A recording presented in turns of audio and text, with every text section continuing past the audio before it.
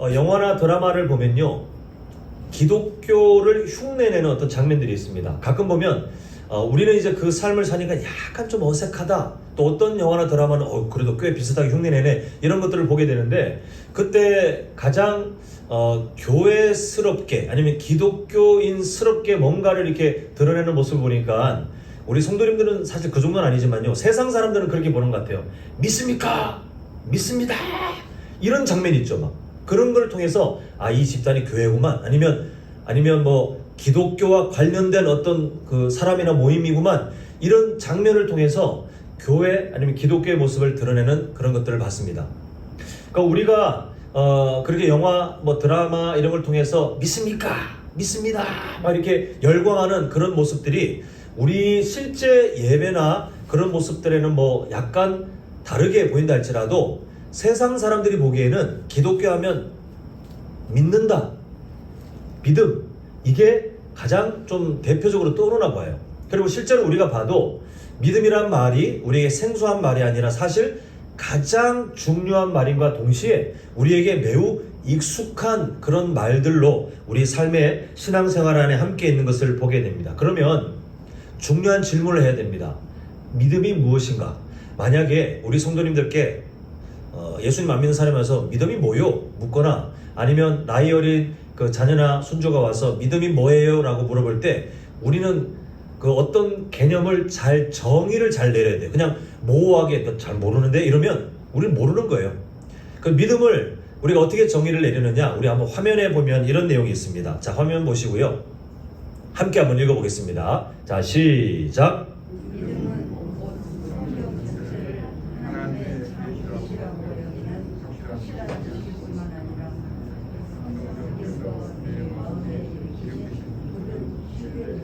자, 믿음은 성경을 뭐로 인식하는 거예요?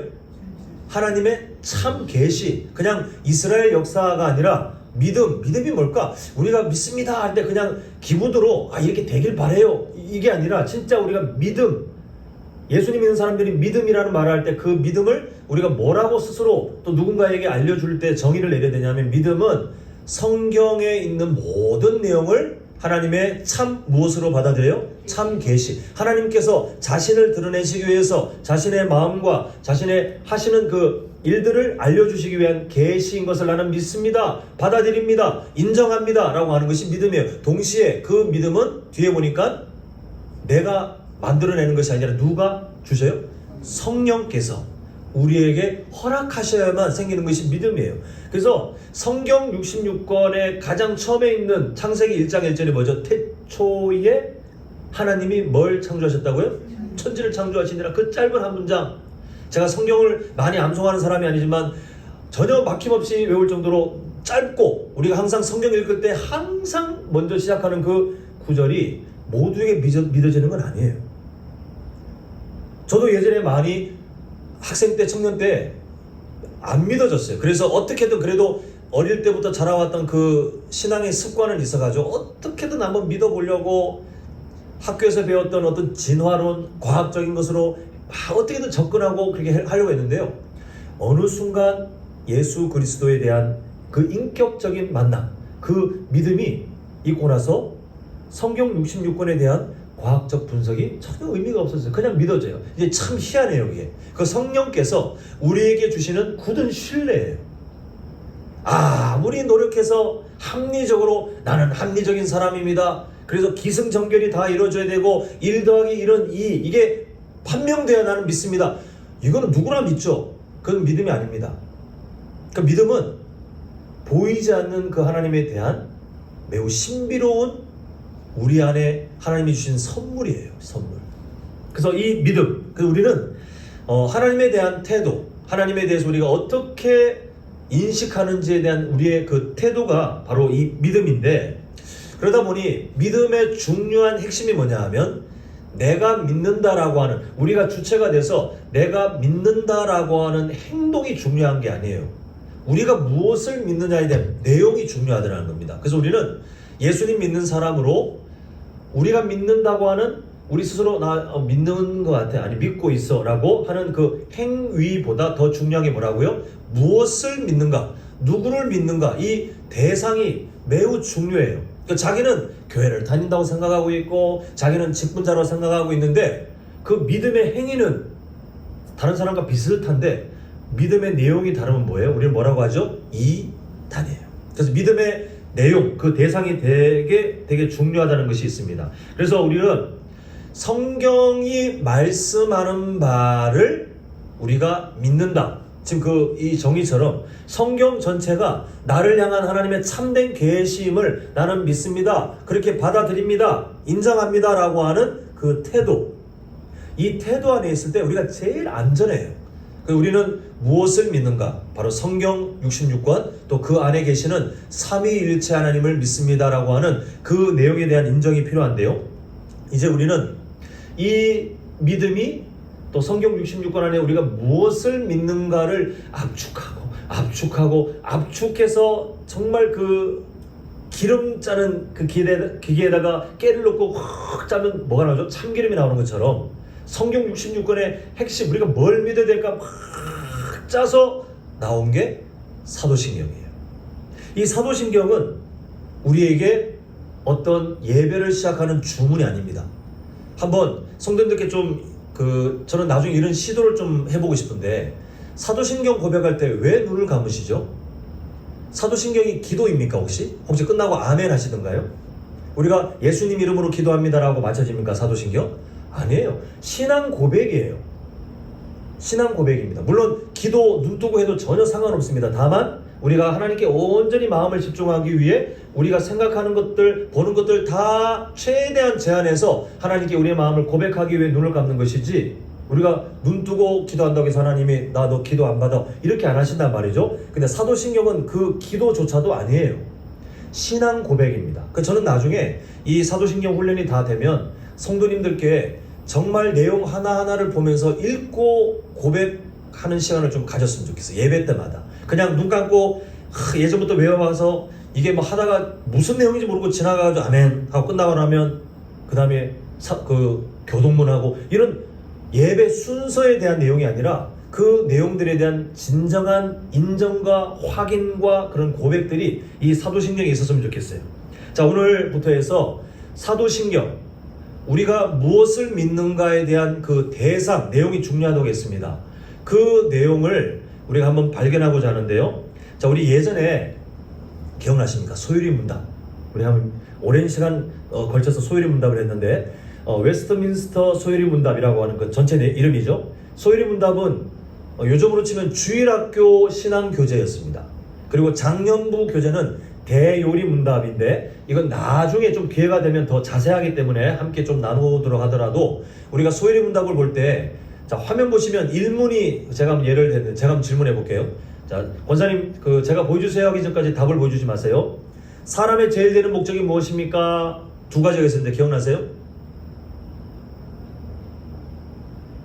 알고 계시지만 이 시간이 지나가지고 뭔가 알고는 있지만 뭐 이게 딱 문장으로 정리가 안 되시죠? 이제 화면 한번 보여주십시오. 자, 우리 답을 한번 같이 읽겠습니다. 이미 했던 내용입니다. 자, 시작.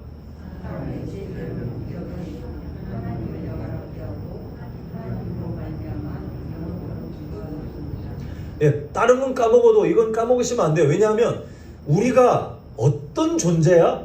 이걸 모르고 사는 사람은요, 그냥 세상 사람들하고 다를 바가 하나도 없는 사람이에요. 근데 우리가 왜 구별되냐 하면, 우리를 만드신 목적을 우리가 아는 사람이기 때문에 우리는 세상 속에서 구별되는데, 우리가 누구를 영화롭게 하는 사람이에요? 하나님을 영화롭게, 우리의 삶을 통해 우리의 생각과 우리의 말과 행동들이 하나님을 기쁘시게 하고 하나님을 자랑하고 하나님을 나타내고, 뭐 종교적인 행위하는 그걸 말하는 게 아니에요. 뭐 24시간 내내 잠도 안 자고 뭐 그냥 찬송만 부르고 뭐 이런, 이게 아니라 우리의 일상생활, 세상 사람들과 똑같은 삶을 살아가는 듯 하지만 잘 들여다보니 그 사람의 행동을 통해 하나님의 성품과 하나님의 하실 일들이 드러나고, 하나님께서 우리 수요 저녁 예배 때 그동안 보았던 주기도문, 하나님 나라, 하나님 사랑과 이웃 사랑이 우리의 삶을 통해 실현되는 그 일들을 통해 누가 영화롭게 인정받습니까? 하나님의 영화로움을 받으시는 거예요. 그리고 우리는 세상의 그 어떤 것을 즐거워하는 것이 아니라 누구를 영원토록 즐거워해요? 하나님을. 이게 우리 삶의 목적인 것을 봤어요. 근데 오늘 우리가 소리문답, 대유리문답, 대유리문답은 나중에 보고 소리문답이라는 말도 들어봤고 대유리문답이라는 말도 들어봤는데 오늘부터 볼 것은 전체 내용은 아닌데요.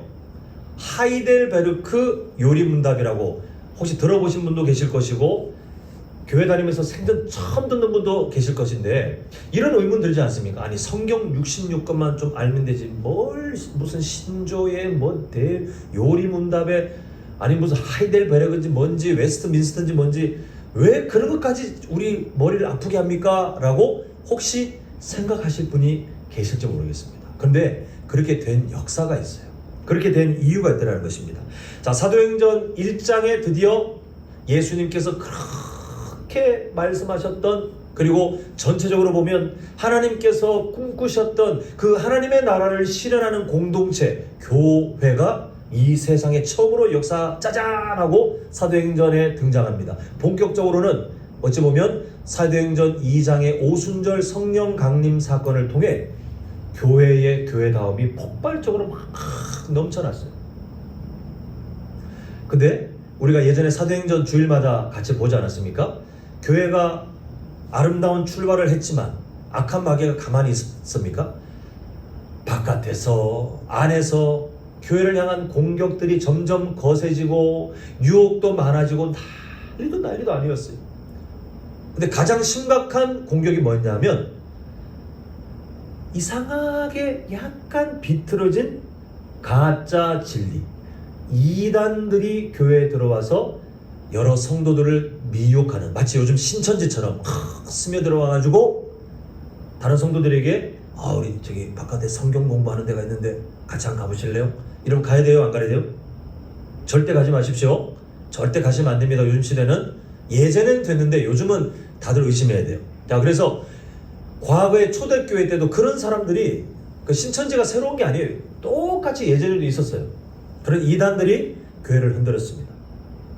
나중에 보니까 어떤 문제가 대두되냐면 교회들이 보니까 이 성경에 담겨 있는 진리들이 있는데 이걸 그 새신자들이나 아니면 다음 세대에게 가르칠 때 뭘 가르쳐야 될지 뭔가 정리된 게 없어요. 그리고 이단들이 공격하는데 그러면 그 성도님들에게 자, 이단들이 이렇게 유혹하는데 아닙니다 라고 뭔가 보완하는 교육, 아니면 이단들과 싸울 수 있는 그런 진리가 정리가 돼야 되는데 아직 정리가 안 되었어요. 그래서 여러분의 종교회의를 거쳐서 성경 66권 안에 우리 모두가 다 동의할 수밖에 없는 그런 신앙의 고백, 그 기본이 뭘까? 함께 내용을 정리하고 그렇게 정리를 하게 됩니다. 그 즈음에 출처는 명확하지 않은데 그 즈음에 사도신경이라는 것이 만들어지지 않았을까? 그렇게 알려지지 않았을까라고 추정해요. 예전에 사도신경의 어떤 모습은 있잖아요. 그 교육할 때 문답하는 거, 문답 믿으십니까? 자, 예를 들면 그 전능하신 하나님 아버지를 믿으십니까? 그러면 앞에 있는 분들이 네, 믿습니다. 자, 그럼 그 다음 내용 믿으십니까? 믿습니다. 이렇게 문답식으로 했던 형태로 있다가 나중에는 이제 앞에 있는 인도자가 선언하는 거예요. 선언. 근데 나중에 이 내용들이 주후 8세기 정도에 이제 교회들끼리 막 서로 다른 형태로 하다가 좀 정리되고 하더니 8세기 정도에 지금 우리가 고백하는 그 내용으로 정리가 어느 정도 되고 그 내용이 이제 전 세계 모든 지역, 모든 세대를 뛰어넘어 계속해서 신앙의 유산으로 흘러내려가면서 지금도 개신교는 신앙 고백의 가장 핵심을 이 사도신경에 두고 있는 것을 보게 됩니다. 그 바른 신앙을 위한 어쩔 수 없는 결과물이에요. 이게 필요했었고 또 이단들의 많은 공격들이 있었기 때문에 이 고백에 맞지 않는 삶을 사는 사람들은 이단이에요. 이 고백에 모두가 동의하는 사람들은 약간 교파가 달라도 우리는 다 함께 천국을 사모하는, 함께 구원받은 가족, 이렇게 살아갈 수가 있는 것이었습니다. 그래서 교회의 역사를 보면 이런 어떤 상황, 교육을 해야 되고 이단들에 대항해서 싸워야 되고 이런 상황 속에 반드시 이것은 꼭 다음 세대에게 또 새 가족이면 새 가족에게 꼭 알려줘야 된다라고 정해진 주된 세 가지 교육 내용이 있는데, 하나는 십계명, 하나는 우리가 수요 저녁 예배 동안 보고 마무리했던 뭐죠? 주 기도문, 그리고 마지막 하나가 이제 오늘부터 보게 되는 사도신경인데, 앞에 있는 십계명과 그리고 그 주기도문은 성경의 본문이 있어요. 근데 사도신경은 성경에 본문이 없습니다. 왜냐하면 성경에 흩어져 있는 진리들을 잘 정리해보니 공통된 내용이 나오는데, 그 내용들을 연구해서 서로 연결시켜서 마치 진주를 잘 꿰어서 예쁜 목걸이가 탄생하는 것처럼 그 진리들을 잘 꿰고 났더니, 그래, 이건 우리가 고백해야지. 예수님 믿는다면 이건 다 믿고 고백해야지라고 하는 그 신앙의 중심이 이제 사도신경으로 맞춰지게 된 거예요. 그 사도신경의 이름을 보면 오해하기 딱 좋은 게 누가 만든 것 같습니까? 이름 자체만 보면 사도들이 모여가지고 자 회의합시다. 제일 먼저 뭐가 들어갈까요? 하나님 아버지에 대한 고백이 있어야 되죠. 이렇게 정한 것처럼 보이지만 사도들이 만들진 않았습니다. 그 누가 만들었는지 정확하진 않아요. 그런데 다만 왜 사도신경이냐면 예수님과 함께 있었던 그 제자들, 그 사도들을 통하여 성경의 진리들, 복음의 진리들이 가르쳐지기 시작하고, 그 초대교회를 통해서 공통적으로 이제 정리된 내용들이 나중에 더 집약되잖아요. 그때 사도들을 통해서 교회마다 가르쳐졌던 그 내용을 우리가 요약해서 우리의 신앙 고백으로 고백합니다 라고 하는 의미로 사도신경, 이제 이렇게 정리된 것을 보게 됩니다. 근데 초대교회의 그런 은혜들, 그래서 종교회의를 거치고 우리가 이단에 맞서서 이런 내용들 핵심을 정리하자라고 했지만, 악한 마귀가 그렇게 느슨한 존재가 아니에요. 중세 가톨릭, 성경을 더럽게 해석하고 교회를 정말 사람의 악한 일들이 가득하게 만든 정말 기독교 역사의 가장 어두운 중세 가톨릭 시대가 옵니다. 그리고 이 시대가 한참 지날 때에 안 된다, 말씀으로 다시 회복하자라고 외쳤던 종교개혁자들, 우리가 잘 아는 루터나 칼빈이나 쯔빙글리 이런 사람들이 등장해서 종교개혁을 이뤄서 중세의 말씀을 떠나 있는 그 사람들의 마음을 다시 말씀 가운데로, 말씀 중심으로 오직 하나님 앞으로 달려가는 그 종교개혁의 출발점을 만들었어요. 근데 문제가 뭐냐 하면 참 사람이 연약해요. 이렇게 어두운 중세의 역사를 깨부수기 위해서 용기를 낸 종교개혁자들, 또 그렇게 목숨을 내놓고 달려갔던 여러 사람들 때문에 개신교가 다시, 새로운 종교가 아니죠, 다시 말씀으로, 초대교회 그 은혜로 돌아갔던 그 개신교가 있었는데, 성경에 대한 약간씩 다른 차이들 때문에 여러 교파들이 파생되게 됐어요. 우리가 잘 아는 침례교나 감리교나 다 그런 마찬가지 목적 때문에 이렇게 막 생겨났어요.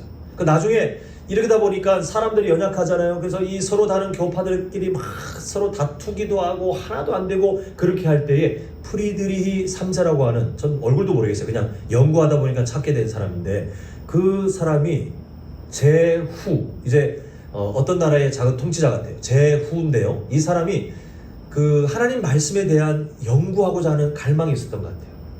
그래서 안 되겠다, 이거 신앙의 우리 고백들을 좀 잘 알려줄 수 있도록 문답 내용을, 우리 대요리 소리 문답 이렇게 낸 것처럼 그 문답 내용을 만들어야 되겠다라고 해서 만들어진 게 오늘부터 우리가 인용하게 되는 하이델베르크 요리 문답인데, 이 사람이 하이델베르크 요리 문답을 만들 때 여러 신학자들의 도움을 받아서 만들 때 서문이 있어요. 서문. 마치 우리나라 훈민정음 그 제창할 때 그 세종대왕께서 제일 처음에 하는 게 뭡니까? 나란 말삼이 둔기게 달아 하면서 했던 그 서문 있잖아요. 왜 만들어야 되는지 목적을 말한 것처럼 이 하이델베르크 요리 문답 앞에도 서문이 있는데 내용이 길어요. 근데 압축하면 두 가지입니다. 제가 한번 읽어드릴게요. 첫 번째, 이 프리드리 3세라는 사람이 어떤 갈망이 있었냐면, 진리를 모르는 청소년들이 많아지고 있는데, 이제 그 시대에도 이제 청소년들, 다음 세대에 대한 고민이 많았나 봐요. 그래서 뭘 가르쳐야 될지에 대한 정리가 안 됐던 거죠. 그래서 그 청소년들을 돕기 위해서 내용을 정리한 게 요리 문답입니다. 그래서 바르게 교육하기 위한 신앙의 표준 문서를 좀 정리해보자. 우리 서로 다른 교파들이 있지만 서로 다른 부분은 좀 그렇게 하더라도 우리 모두의 다음 세대들에게 모두가 함께 동의할 수 있는 신앙 교육 자료를 좀 만들어서 우리가 잘 교육해보자.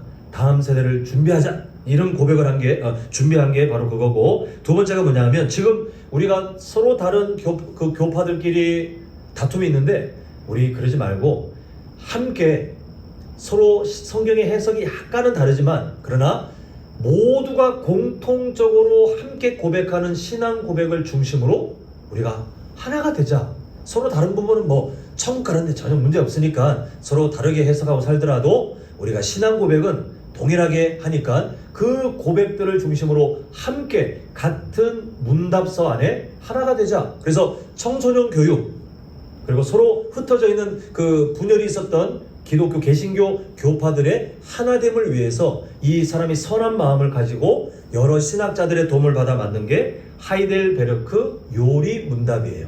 제가 지금 이 요리 문답을 왜 갖고 왔냐면 사도신경에 대한 설명이 참 잘 되어 있기 때문에 우리가 이 사도신경에 대한 연구를 할 때 우리는 이제 이 하이델베르크 요리 문답을 통해서 보겠는데요. 자, 24문을 보겠습니다. 앞에 1문부터 23문은 다른 조직신학 내용이고 22문부터 사도신경이 나오긴 하지만 청소년들 대상으로 하다 보니 너무 쉬워요. 사도신경은 무엇입니까? 간단한 답. 그리고 사도신경은 그 내용이 뭡니까? 우리가 고백하는 것, 전능하사, 전지를 이게 쭉 나와 있기 때문에 이건 굳이 안 다뤄도 될 것 같아요. 그래서 24문부터 보겠습니다. 자, 제가 질문하면 다음 화면에 나온 답을 한번 읽어보시면 됩니다. 사도신경의 조항은 어떻게 나누어집니까? 자, 시작.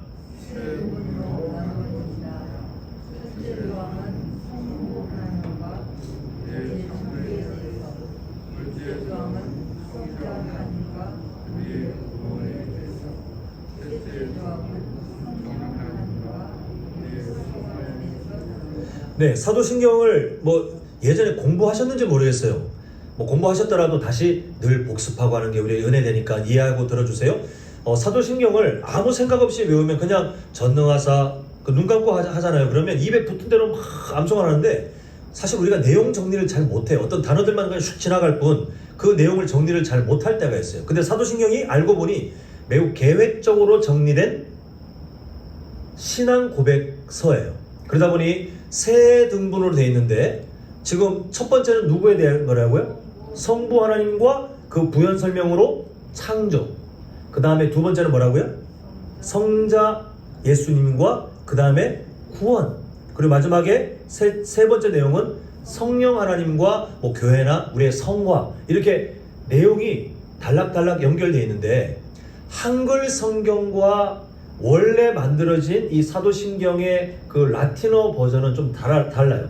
그 라틴어 버전은요, 원래 정리된 그 사도신경의 원래 언어의 그 내용은 어떻게 되냐면 한글 성경은 그렇게 드러나지 않지만 크레도라고 하는 나는 믿습니다 이런 말로 시작해요. 그래서 그냥 좀 과도하게 제가 이게 좀 바꿔서 말하자면 이걸 세 번 시작하고 하는 거예요.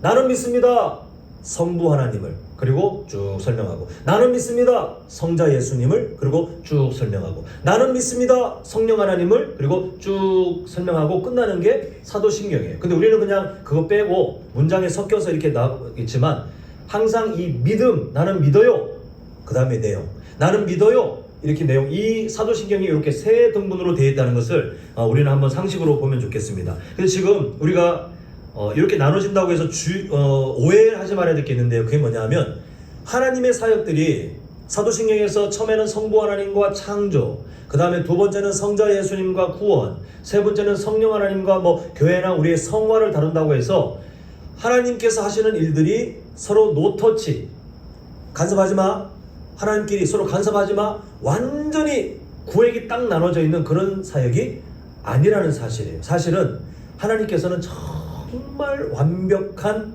연합을 통해서 이 모든 사역들을 만들어 가시는 것을 보게 됩니다. 그 창조 때 삼위일체 하나님이 다 계셨을까요? 누구 빠진 분이 계실까요? 다 계셨어요.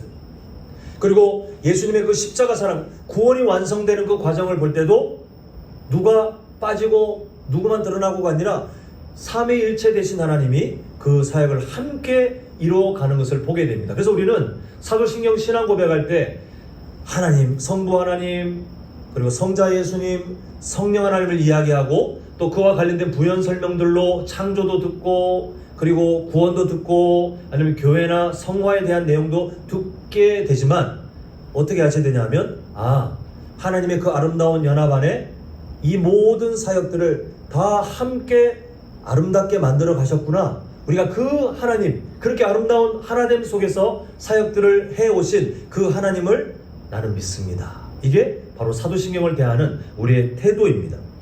자, 우리 한번 예를 한번 들어볼게요. 자, 그러면 어떤 사람들은 우리 나중에 사도신경 내용에 또 나올 내용이긴 하지만 하나님에 대한 어떤 그 애매한 이해들이 있을 때가 있어요.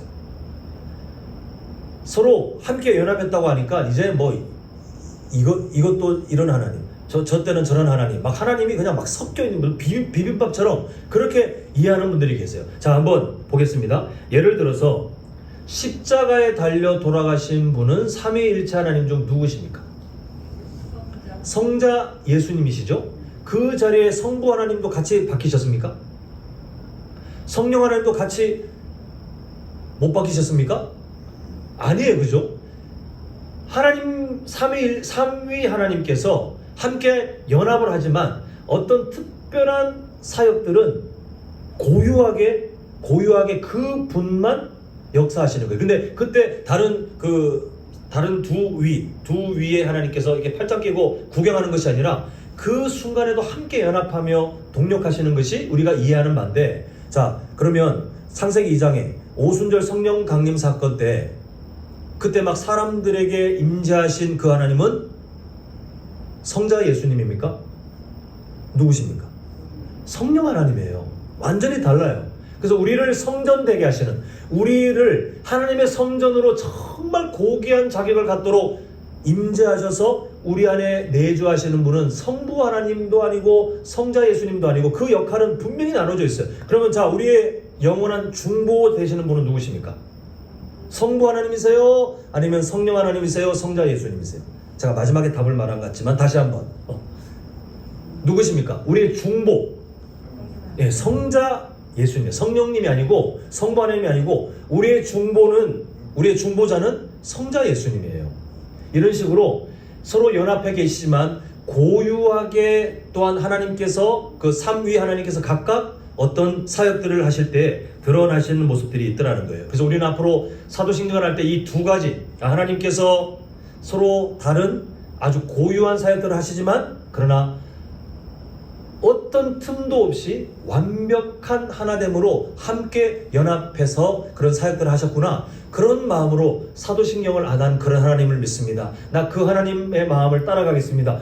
우린 그렇게 고백해야 돼요. 그러니까 성도님들께 한번 연구하면서 좀 도전하고 싶은 게 뭐냐 하면, 우리가 지금 계속해서 큐티 책으로 함께 연구하고 있죠, 그죠? 왜 해야 됩니까? 목적은 제가 저번 주에 말씀드렸어요. 어디로 들어간다고요? 어디 속으로? 하나님의 헤세드, 하나님의 은혜를 향해 더 가까이 가기 위해서 우리는 큐티 책이라고 하는 도구를 빌릴 뿐입니다. 근데 제가 8월 달에 말씀드렸던 그 타이틀이 있는데, 함께, 그 다음에 무슨 말씀으로라고 했죠? 같은 말씀으로. 우리가 서로 다른 삶을 살고 있고 서로 다른 공간에 우리가 서로 다른 인생의 계획들을 살고 있지만 그날 우리는 같은 말씀을 함께 묵상하는 거예요. 우리가 서로 떨어져 있지만 그러나 그렇게 연결되어 가는 거예요. 우리가 서로 다른 생각, 서로 다른 모습들, 서로 다른 외모들 갖고 살아가고 우리가 함께 모여서 한남제일교회라고 하지만 사실 뜯어보면 다 다르잖아요. 서로 다른 같은 게 거의 없잖아요. 그런데 그 안에서 우리가 말씀을 중심으로 함께 연결되고, 그리고 저는 앞으로 성도님들께서 이제 큐티 훈련도 거치고 난 다음에 나중에 도달할 모습이 뭐냐면 마을 모임 때 큐티 때 받았던 그 은혜를 서로 나누셔야 돼요. 그 이유가 나중에 함께 공부하면서 나타날 텐데요. 그런 마을 모임이 되셨으면 좋겠어요. 서로 와서 안부 묻고 그 다음에 한 주간 어떤 은혜가 있으셨어요? 제가 며칠 날 큐티 하는데 하나님께서 저에게 정말 그런 은혜 주셔서 제가 이렇게 한번 해보기로 지금 노력하고 있어요. 그럼 서로 격려하는 거예요. 정말 대단하십니다. 함께 기도할게요. 그럼 서로 돌아가면서 그 은혜들, 때로는 뭐 이게 가식적으로 해가지고 넌 저는 뭐 이게 좋은 생각을 했어요, 이렇게 할 것 없이, 제가 이번 주는 아무리 말씀을 묵상해도 너무 마음이 집중도 안 되고 참 힘들지만 그래도 하나님 말씀에서 멀어지지 않기 위해서 일단 읽고 묵상하려고 노력했어요. 그래서 저는 당장 나눌 것은 없지만 그렇게 살아왔습니다. 이거 얼마나 격려받을 일입니까, 그죠? 저는 우리 한남제일교회가 서로 다르지만 같은 말씀으로 서로 연결되어서 마치 삼위 하나님께서 모든 사역들을 완벽한 하나됨으로 이루어가고 계신 것처럼 우리 역시 같은 말씀 안에, 또 큐티체계라고 하는 이 완벽하지 않아요. 저도 이거 새벽 예배마다 그 성도님들 앞에 제가 연구한 것들 함께 나누고 있지만 질문이 마음에 안 드는 게 너무 많고 때로는 뭘 묻는 건지도 모르겠어요. 근데 최대한 그래도 같은 질문 안에 우리가 같은 은혜를 누리고자 이게 한번 노력을 해보고 있는데, 우리 성도님들 이 큐티 훈련이 되신 분들이야 생활의 습관으로 하고 계시겠지만 안 되신 분들은 정말 고단하고 잘 안 될 겁니다. 그런데 우리가 방향만 갖고 계셨으면 좋겠어요. 방향. 하나님의 은혜를 향해 가기 위해서는 말씀을 내 삶 가까이 갖고 와야 되기 때문에 이 책을 사용하는구나. 그리고 우리 서로 다른 우리 한남제일교회 우리 모든 교우들이 서로 다른 삶을 살고 있지만 오늘 이 말씀을 함께 읽었겠네. 오늘 이 말씀을 지금 같이 묵상하고 있겠네. 서로 연결되는 거예요. 저는 이런 하나됨, 말씀에서 하나되는 우리 모두가 되시길 간절히 소망합니다.